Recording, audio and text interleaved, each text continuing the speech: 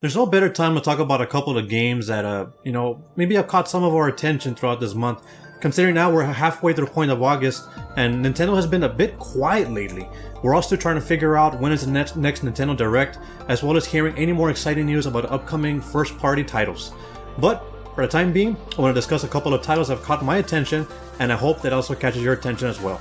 I'll be mentioning just a couple because it's been a pretty busy month regarding some indie game releases. But let's go ahead and start with one of my personal favorites. If you love destroying your friendships just because you're playing a game right next to each other, well, then Boomerang Fu is the one for you guys. Featuring a couch party 6-player local multiplayer game where you slice and dice your friends and family with boomerangs and kung fu, no pun intended. Featuring 3 styles with either team or free-for-all match, also including a mode where you have to hold onto a golden boomerang until the time finishes, which includes respawns until a winner is declared. All this with over 30 arenas and 12 characters to choose from a watermelon wedge to a mug filled with coffee. Including you can also collect cool power-ups to use to your advantage or bend the rules to make it fair for everyone based on their skill. Next is another type that I personally like based on my experience is Darkestville Castle. If you recall the times you've played those classic point-and-click style games, then this is the one for you. Featuring cartoon art style and hand-drawn HD visuals. All that with a little bit of dialogue with a twisted sense of humor. Mind you, there's plenty of talking throughout the game, but it's worthwhile mentioning. Also, one that kind of gave me off a vibe of the Child of Light due to its breathtaking visuals is Lin, Path of Orchards. Hope I said that right. A puzzle platformer set in a fantastic and mysterious ancient world, and all of this set across 56 rotating levels which have 3 objectives to fulfill with unique visuals with an enjoyable, relaxing soundtrack. And it's playable in 2 different styles, using your controller or even using nothing but touchscreen. Another one worth mentioning, if you recall the times you played those shooter style, Zero Strain is also the one to try out.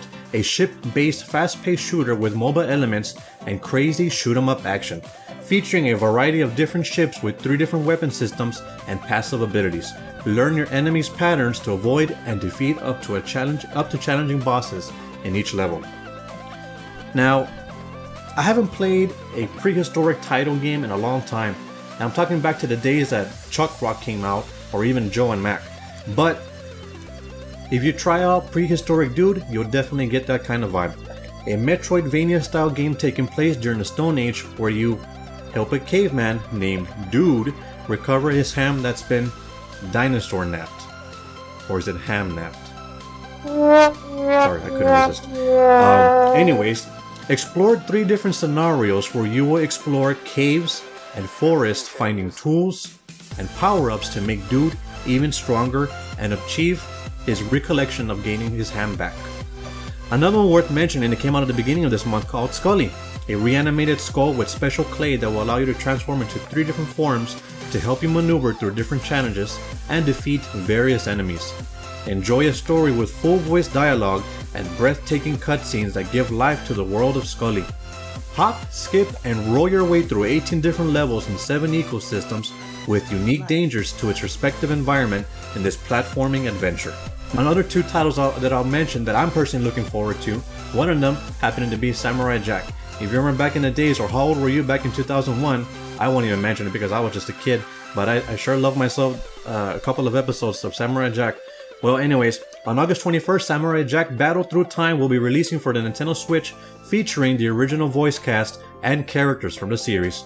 Conquer and master over a dozen weapons in combat, team up with trusted allies, and face off against familiar foes. Play through familiar worlds and encounter various enemies where you will adapt your playstyle to eventually come to face the ultimate villain.